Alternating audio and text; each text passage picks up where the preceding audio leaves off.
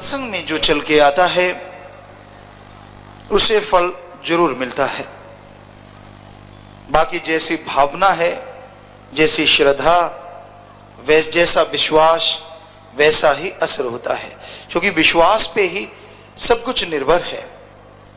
संसार में कोई भी बात बिना यकीन के कोई किसी के साथ नहीं चल सकता, कोई बात संभव नहीं है। आप व्यापारी हैं, सौदेबाजी शुरू करते हैं तो भी यकीन विश्वास ही होता है। आप किसी बस पे सफर करते हैं, आपको कोई मालूम नहीं बस सही है कि नहीं, ड्राइवर सही है कि नहीं, लेकिन आपका विश्वास, आपका यकीन कि बस मुझे अपनी सही जगह पे उतारेगी, इसलिए आप सवार हो जाते हैं। आप मालिक ना करे बीमार हैं, डॉक्टर बोलते हैं ऑपरेशन है, आप ऑपरेशन के लिए तैयार हो जाते हैं और साइन भी कर देते हैं कि ऑपरेशन के दरमियान अगर मुझे कुछ हो गया तो उसका जिम्मेवार मैं हूं, परिवार है।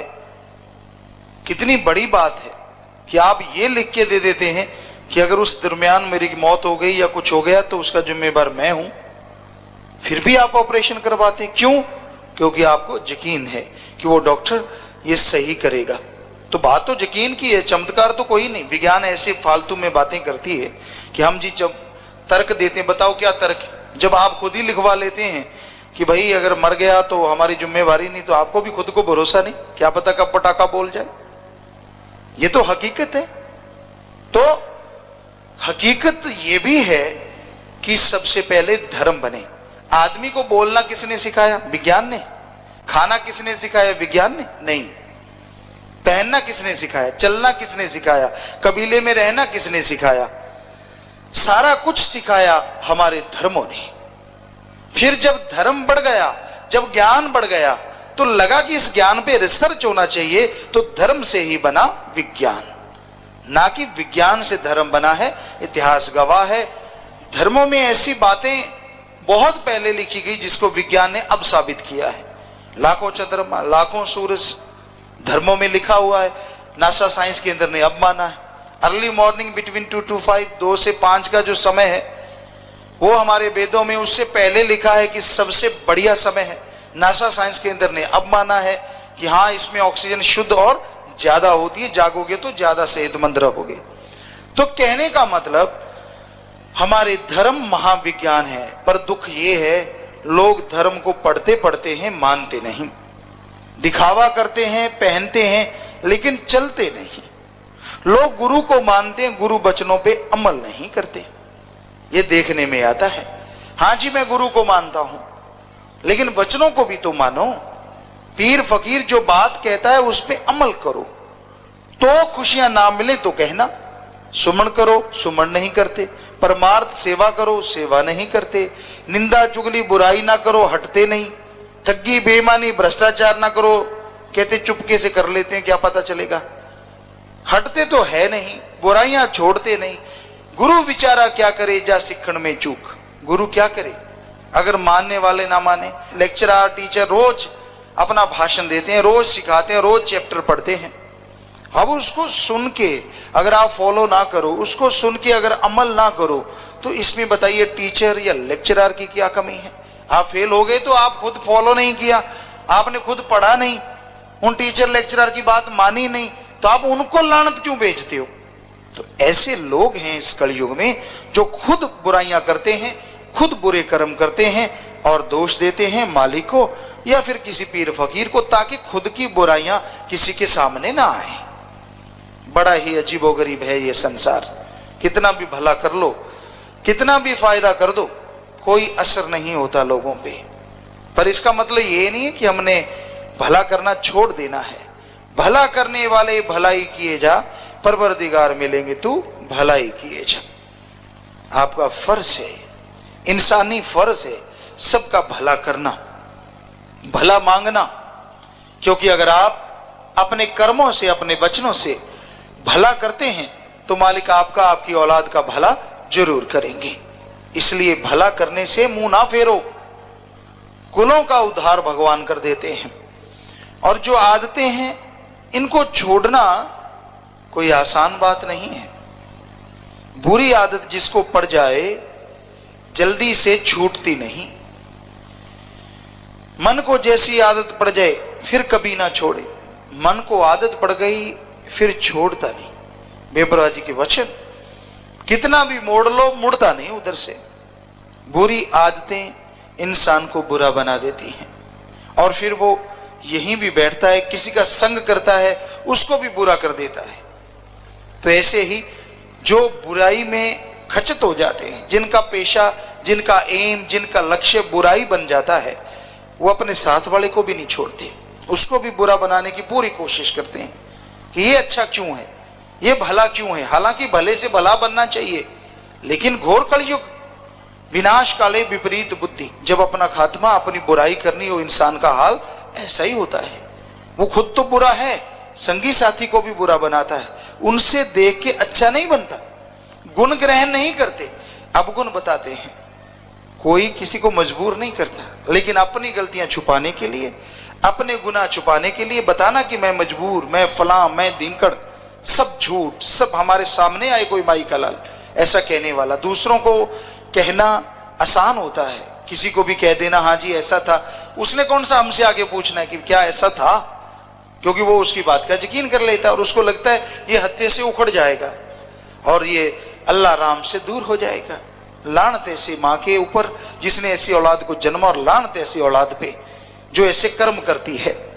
तो भाई ऐसी लानत पड़े ही ना, क्योंकि ये धर्मों में लानत भेजी है। हम तो बता रहे कि जो बुरे कर्म करते हैं और जननी पे भी लानत और बच्चों पे। जननी पे इसलिए कि उसने अच्छे संस्कार क्यों नहीं दिए, जब बच्चा गर्भ में था राम नाम क्यों नहीं जपा, अल्लाह मालिक की भक्ति इबादत क्यों नहीं की, तब क्यों काम वासना बुराइयों में लगी रही।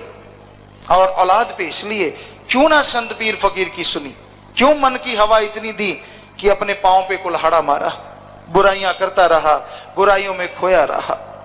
तो भाई बुरी आदतें सब छूट जाती हैं जो चल के संगत में आते हैं। सत्संग में चल के आओ, सुनो और अमल करो तो बुरी आदतें छूट जाती हैं। मना रे तेरी बुरी आदत ने कोई बदलेगा हरि जन सूर, चोर जुआरी क्या बदलेंगे तो माया के मजदूर। चोर जुआरी आदत को क्या बदलेंगे, वो तो माया के पीछे पागल हैं। आप किन्हें समझते हैं कि ये चोर है, ये जुआरी है? उनको नहीं जो रात को चोरी करते हैं। चोर शरेआम भी दिन को हैं, पर वो दिखने में चोर नजर नहीं आते। ठगी मारते हैं, बेईमानी करते हैं, बुरा कर्म करते हैं और दिखने में साफ सुथरा नजर आते हैं।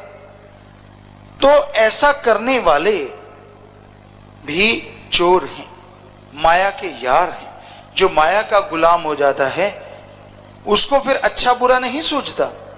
क्या ठगी, क्या बेईमानी, क्या भ्रष्टाचार, हर तरीके से माया का गुलाम बन जाता है और उस माया के लिए हर हद से गिर जाता है इंसान कि शायद ऐसा करूंगा ज्यादा दौलत मिलेगी, ऐसा करूंगा ज्यादा दौलत मिलेगी। और कई बार शेर आया आदमी खुद खत्म हो जाता है, मिलता मिलाता कुछ भी नहीं। तो भाई बुराई से ना कमाओ, मेहनत की करो हक हलाल की, तो मालिक कमी नहीं छोड़ता, ना अंदर कमी छोड़े ना बाहर कमी छोड़े। सिर्फ पाखंड से, ढोंग ढकोसले से, मन के हाथों मजबूर होकर चलने से आदमी को ना इज्जत मिलती है ना ही खुशियां मिलती हैं। चलना है तो सही रास्ते पे सत्संग सुन के अमल करो, सुमरण करो, अल्लाह वाहिगुरु राम का नाम जपो, मालिक की भक्ति इबादत करो। जो सुन के अमल करते हैं वो हिस्से मुताबिक अपना जरूर फल लेके जाते हैं। जैसी श्रद्धा, जैसी भावना, वैसा फल मिलता है। आदमी को श्रद्धा भावना बढ़ा के रखनी चाहिए, तभी फल मिलता है। श्रद्धा का मतलब पैसा नहीं है, क्योंकि इस घोर कलयुग में लोग पैसे को ही श्रद्धा समझते हैं। क्या कहते हैं कि धार्मिक स्थान पे जाएं, धार्मिक जगह पे जाएं, तेरी जो श्रद्धा है चढ़ा दे भाई, तेरी जो श्रद्धा है दे दे भाई। ये कैसी श्रद्धा है, कैसी भावना है? क्योंकि आगे भगवान तो लेता नहीं। अगर ऐसी श्रद्धा पैसे की करनी ही है तो दीन दुखियों की मदद करो। यहाँ गुरु पीर फकीर कहे वहां पे पैसा लगाओ, और गुरु सच्चा हो अपने पे ना लगाए। क्या कहता गुरु? भूखे को खाना खिलाओ, प्यासे को पानी पिलाओ, बीमार का इलाज करवाओ, बेसहारों को सहारा दो, अंगहीन अपंग लाचार को खाना खिलाओ, और जो कोई हद से ज्यादा गरीब है पढ़ाई करवाओ। ये अलग बात है, लोग मुफ्त में पढ़ के भी किसी का एहसान नहीं मानते, एहसान नहीं मानते। कितने भी उन पे पैसे लगा दो, कुछ भी कर दो जी उनका, क्योंकि काग जो होता है वो कर्कश बोलना बंद नहीं करता, जब जन्म ही काग है। कोई मालिक रहमत कर दे तो कर दे, सत्संग सुन के ख्याल आ जाए तो आ जाए, विचार बदल जाए तो बदल जाए, और किसी तरीके से आदत नहीं बदलती। हमने देखा है, अजमाया है, कितना भी पढ़ा लिखा लो, देखा अजमा के, कितना भी शिक्षा दे दो, रूहानी शिक्षा दे दो, दुनियावी शिक्षा दिला दो, कुछ भी खर्च कर दो, कुछ भी करवा दो, लेकिन जरा सा अगर पैसा और नहीं मिला, जरा सी मन की बात पूरी नहीं हुई, फिर से बस अपने बुराइयों को, अपने गुनाहों को छुपाने के लिए अपने उस दाता को ही बुरा कहने लग जाते हैं। लाज नहीं आती ऐसे लोगों को, शर्म नहीं आती।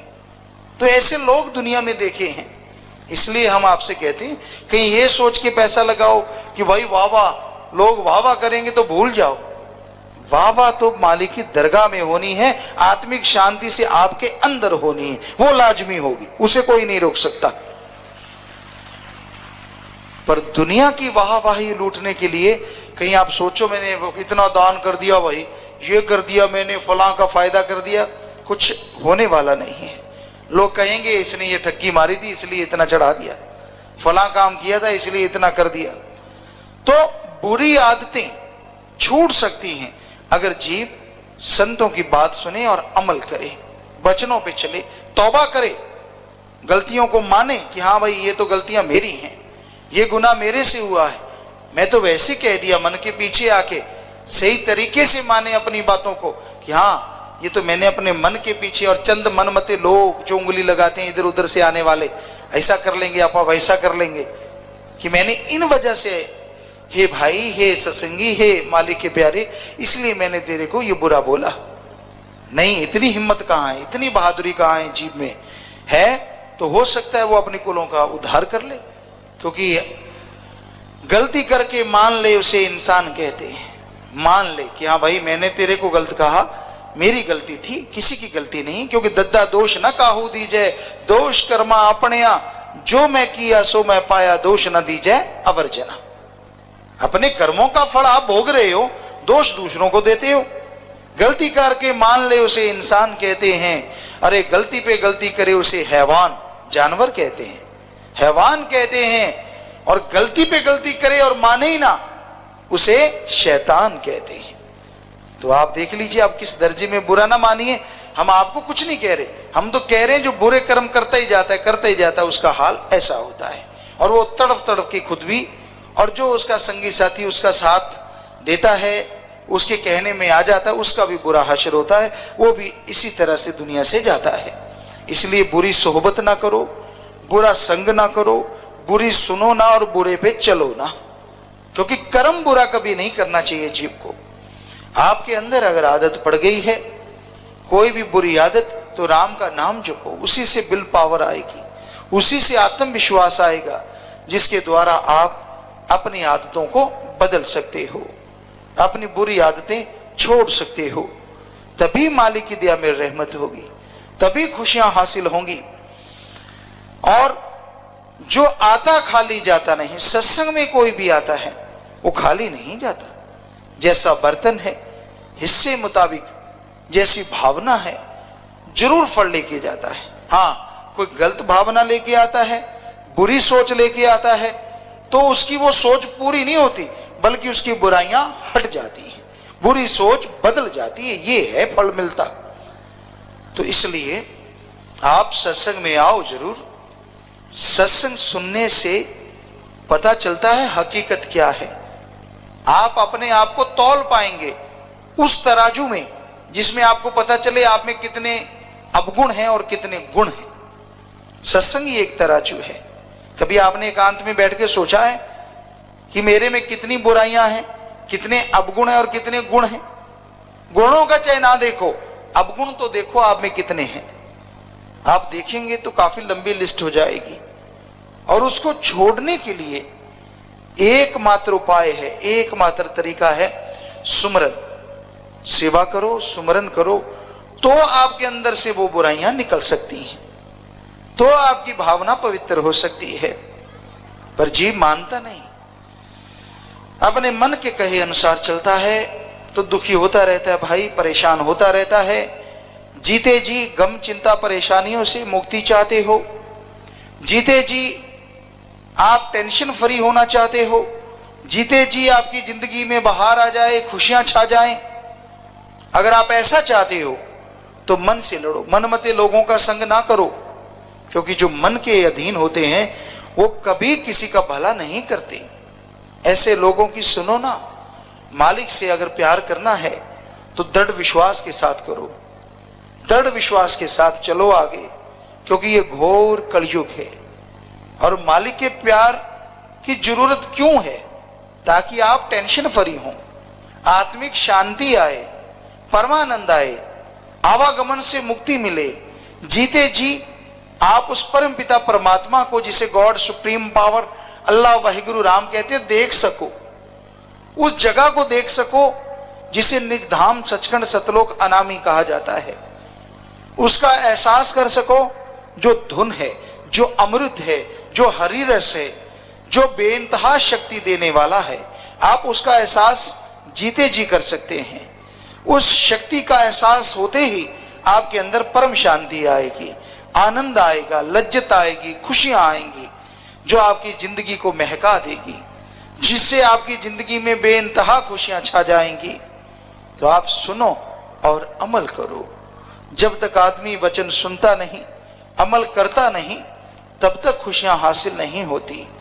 तो वचन सुनो और अमल करो तो मालिक की दया में रहमत बरसती है। क्योंकि जैसा करो संग वैसा चढ़े रंग। पर आप क्या जानते हैं कि ऐसे भी जीव होते हैं जिन पे संग का असर काफी कम हो पाता है। जैसे सांप है, कितना भी प्यार कर लो, जैसे काग है, कितनी भी चोरी खिला लो, कर्कश बोलने से बाज नहीं आता। जैसे खारा कुआं है, कितनी भी चीनी डाल लो, मीठा नहीं होता। नमक की खान में चले जाओ तो आप नमकीन होने से बच नहीं पाएंगे। कोयले की खान में चले जाओ, कालिक से नहीं बच पाएंगे। कई जीव ऐसे होते हैं जिन पे असर नहीं होता संतों का, उनके वचनों का, उनकी सोहबत का। क्योंकि रहना तो हर किसी ने अपनी मर्जी से है ना। वो क्या क्या गुल खिलाता रहता है, ये तो संत नहीं रोकते। वचन तो करते हैं सत्संग में, रोकते हैं, टोकते हैं, बात कहते हैं। अब है तो मर्जी का मालिक, वो कहाँ रहता है, क्या करता है, वो अपनी चीज थोड़ी ना किसी को बताएगा कि मेरे में ये कमियां हैं। कमी अगर किसी को एहसास होगा तो अपनी कमियां दूसरों पे थोप के अपने आप को बचाने की कोशिश करता है। ऐसा है ये घोर कलयुग, ऐसा है ये भयानक समय। ये ना सोचो कि किसी ने संतों के पास कितनी सोहबत की, इतने साल लगाए, इसको सारा पता होगा। तुलसी जी ने लिखा है, जो कोई कहे संत को चीना, तुलसी हाथ कान को दीना। क्योंकि हर कोई मनमते रह सकता है, रह लिया, जैसे तैसे रहना पड़ गया, अपनी पढ़ाई के लिए, अपने किसी और मकसद के लिए, और दिखाया ये कि मैं त्यागी तपस्वी हूं, मैं फलाना हूं, मैं धींकड़ हूं। तो ये सब मनमते होता है, क्योंकि वो तो अपना उल्लू सीधा करने के लिए रहता है, बुराई उसके नस नस में फंसी होती है। तो भाई ऐसा आप भरोसा करना है तो अल्लाह राम पे करो, उस मालिक पे करो जो कभी दगा नहीं देता। कोई संत पीर फकीर पे करो जो दगा नहीं देता। आदमी लाख हाथ छोड़े तो भी नहीं छोड़ता, लाख बुराइयां करे तो भी आशीर्वाद ही देता है, बद्दुआ नहीं देता। तो भाई इस कलयुग में ऐसे लोगों की कमी नहीं होती जो अपना स्वार्थ सिद्धि के लिए हर किसी को प्रयोग में लाते हैं, हर किसी को यूज करते हैं। आप सुमन कीजिए ताकि ऐसे लोगों का अगर संग सोबत आपको मिल गया है, मालिक आपकी रक्षा करे, मालिक आपको बचाए ऐसे लोगों से। मन की ऐसी आदत है, जैसा संग करे वैसा रंग चढ़े, धीरे धीरे किसी पे रंग चढ़े, किसे जल्दी भी चढ़ जाता है। संग का रंग लाजमी चढ़ता है। जीव जैसा संग करता है असर तो होता ही है, किसी पे कम होता है, किसी पे ज्यादा होता है। इसलिए संग बुरा ना करो। बुरा संग कभी नहीं करना चाहिए, क्योंकि बुरी सोहबत में इंसान के ख्यालात बुरे हो जाते हैं और विचार बुरे होने से इंसान बुराइयों से जुड़ता चला जाता है। सब अच्छाइयां, सब गुण नाश होने लगते हैं और अवगुण बढ़ते जाते हैं। और अवगुणी होके इंसान ना तो समाज में ही किसी के मुंह लगता है, कोई लगाना चाहता है मुंह, और ना ही दुनियादारी में कोई खुशी हासिल कर पाता है, रूहानियत में तरक्की नहीं कर पाता, आत्मिक शांति हासिल नहीं कर पाता। इसलिए संग तो अच्छा करो यहां तक संभव हो। क्या पता संग अच्छे से आपकी जिंदगी संवर जाए। अगर बुरी सोहबत करोगे तो जिंदगी और बद से बदतर होती चली जाती है। इसलिए सोहबत अच्छी, और सबसे अच्छी सोहबत सत्संग है। सत्संग में आके आदमी को मालूम होता है कि मैं क्या हूं, क्या बना हुआ हूं, क्यों नहीं सुधरता। क्योंकि बुराई कर करके आखिर में इंसान का वो हश्र होता है कहने सुनने से परे। लोग कोई नाम लेना पसंद नहीं करते, कोई याद करना पसंद नहीं करते। अगर अच्छी सोहबत करे, भला संग करे, तो हर कोई अच्छा नाम भी लेता है, इज्जत भी करता है। कैकई जो भरत की माता हुई, श्री राम जी के जो भाई थे, उनकी दूसरी माता, लेकिन कहते हैं श्री राम जी कैकई को सबसे ज्यादा प्यार करते थे। आना अपनी माता को, कौशल्य को बाद में पांव हाथ लगाना, पहले कैकई के पांव के हाथ लगाते थे। उनसे बहुत मोहब्बत करते थे, बहुत प्यार करते थे। लेकिन लोभ लालच ने ऐसी पट्टी पढ़ाई, लोभ लालच ने ऐसा दिमाग घुमा दिया कि उस श्री राम को ही उस माता ने 14 साल का वनवास दिलवा दिया। और भरत को जब पता चला तो भरत जब आए, उन्होंने लानत भेजी कि मां को कोई बुरा नहीं कहता, पर मैं कह रहा हूं आपने कर्म ही ऐसा किया है कि वो श्री राम जो मुझसे बढ़ के आपकी इज्जत करते थे, सत्कार करते थे, उनके साथ आपने ऐसा बुरा सलूक किया, ऐसा बुरा बोला। तो उन्होंने धिकारा। आप सच बताइए, क्या आपकी बेटी या आपकी माता का नाम कैकई है? नहीं है। कहीं आपने सुना हो किसी का नाम कैकई? नहीं सुना ना। क्यों? क्योंकि कोई बुराई को याद करना पसंद नहीं करता। और श्री राम जिनको कैकई ने निकाला था, यहां ही पता नहीं कितने राम बैठे होंगे जिनके पीछे राम लगता है। उस नाम को लोग कितने सत्कार से बुलाते हैं यार। किसी तरीके से वो नाम याद आ जाए, किसी तरीके से उसको ले ले। तो इसलिए अच्छाई का पल्ला पकड़ो। बुरे बन गए तो कैकई की तरह कोई नाम लेने वाला नहीं बचेगा। इसलिए बुराई का संग ना करो, इतिहास से कुछ शिक्षा लो, खुद गर्ज मत बनो। हम ये नहीं कहते कि अपने लिए करो ना, करो, लेकिन जीने के लिए कमाओ। कमाने के लिए जियोगे तो रॉबोट बन जाओगे, मशीन बन जाओगे। सारा टाइम सोते जागते नोट माया रानी घूमती रहेगी। कहां से कमाएं, किधर से आए, किसकी जेब काटें, किसके को कुछ करें, तो इत्यादि इत्यादि। क्या मिलेगा? जिंदगी बेचैन, खुशियां नहीं है। ठीक है, कमाओ जीने के लिए। ये धर्मों में, शास्त्रों में लिखा है। कर्म तो करते रहना चाहिए, जीव को कर्म नहीं छोड़ना चाहिए। क्योंकि जब कर्म छोड़ देता है तो मन जालिम हावी हो जाता है, मन अहंकारी हो जाता है। इसलिए कर्म जोगी तो बनना है, लेकिन उससे पहले ज्ञान जोगी बनो। क्योंकि ज्ञान के बिना कर्म आदमी बुरे भी कर लेता है। इसलिए ज्ञान जोगी सत्संग में आके बना जाता है। बाकी आप ज्ञान करेंगे अपने आप, कोई फायदा होने वाला नहीं है। क्या स्कूलों में, कॉलेजों में जो लिटरेचर होता है, बच्चे अपने आप पढ़ के पास क्यों नहीं होते? सामने लिटरेचर होता है, क्यों नहीं पढ़ के पास होते भाई? क्या कोई ऐसा स्कूल कॉलेज है या कोई टीचर ना हो, लेक्चरर ना हो, बच्चे आए पढ़ें और चले जाए? पहले तो कोई आएगा ही नहीं। सारा दिन छुट्टियां मनाएंगे, सारा दिन इधर उधर घूमते रहेंगे। टीचरों के डर से तो स्कूल में आते हैं, लेक्चरर क्या हाजिरी लगेगी भाई, पता चलेगा माँ बाप को, वरना कौन जाएगा? बंजर हो जाएगा स्कूल कॉलेज।